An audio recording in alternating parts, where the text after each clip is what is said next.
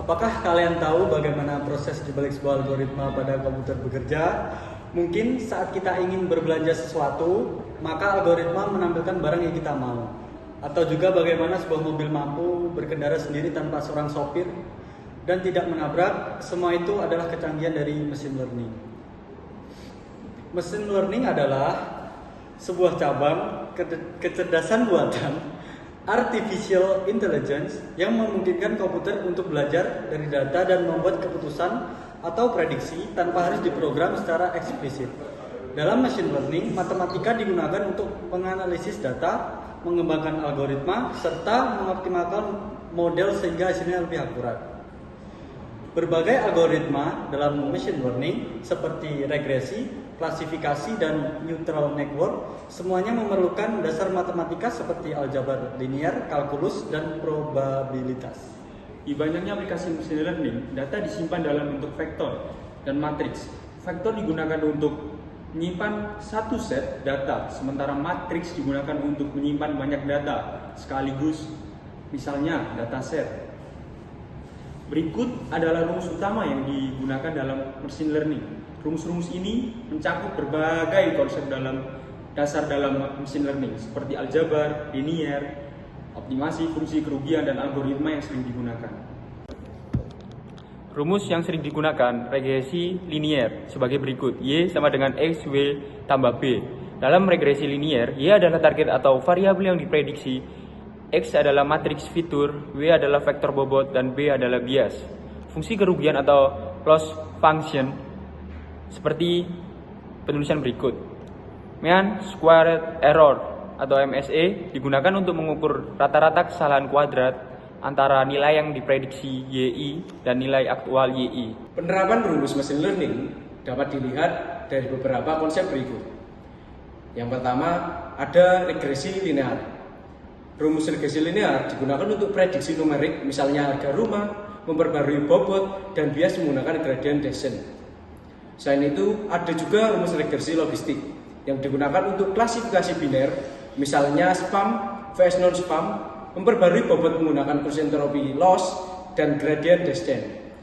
Yang ketiga ada neural network, digunakan untuk pengklasifikasian gambar atau teks, yang digunakan untuk memperbarui bobot dengan backpropagation dan gradient descent, menggunakan fungsi aktivasi seperti ReLU atau sigmoid. Kemudian ada PCMA, digunakan untuk reduksi dimensi, misalnya pada dataset gambar, matriks covariation dihitung, dan komponen utama dipilih untuk proyeksi data ke dalam ruang dimensi yang lebih rendah. Dengan menggunakan rumus-rumus ini, dalam pembuatan AI misalnya, kita bisa membangun model yang mampu untuk memproses data, mempelajari pola dari data, dan membuat prediksi yang berguna, seperti dalam klasifikasi regresi atau pengenalan pola. Penerapan machine learning pada kehidupan sehari dapat dilihat melalui yang pertama adalah sistem rekomendasi. Contoh pada kehidupan sehari-hari adalah yang pertama Netflix, YouTube, Spotify, dan e-commerce seperti Amazon.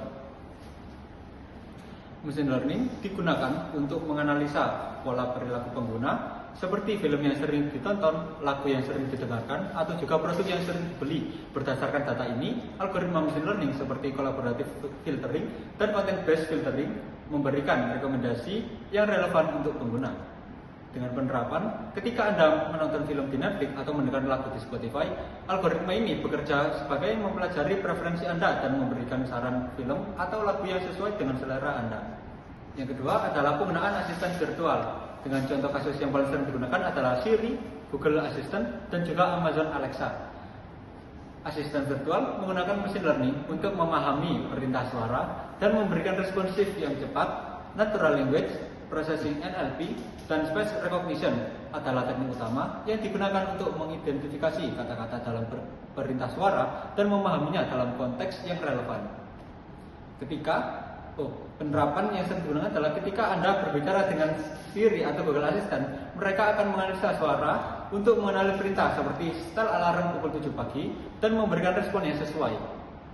Tanpa dasar matematika yang kuat, model-model machine learning tidak akan dapat berfungsi secara efisien. Aljabar, linear, kalkulus, dan statistik adalah alat utama dalam membangun dan mengoptimalkan model machine learning. Teknologi seperti pengenalan wajah, rekomendasi produk di e-commerce, dan sistem kendaraan otonom adalah contoh-contoh penerapan machine learning yang memanfaatkan matematika dalam proses pembelajarannya.